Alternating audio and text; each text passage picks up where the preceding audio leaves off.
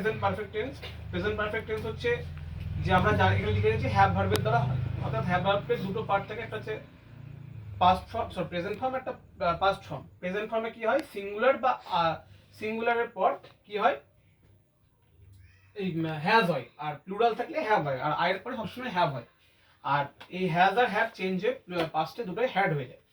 তো আমরা যদি দেখি টেন্স পড়তে থেকে আমরা জানি যে I have eaten an Apple, অর্থাৎ আইটা হচ্ছে সাবজেক্ট, হ্যাভটা হচ্ছে হ্যাভ ভার্ব, ইটেনটা হচ্ছে ভার্বের থার্ড ফর্ম, অ্যাপেলটা হচ্ছে অবজেক্ট। তাহলে এবার প্যাসিভ অনুযায়ী অ্যাপেলটা আগে চলে আসবে, তাহলে অ্যান অ্যাপেল যেহেতু একটি অ্যাপেল বলেছে তার সিঙ্গুলার ফর্ম, তাই হ্যাজ বসবে।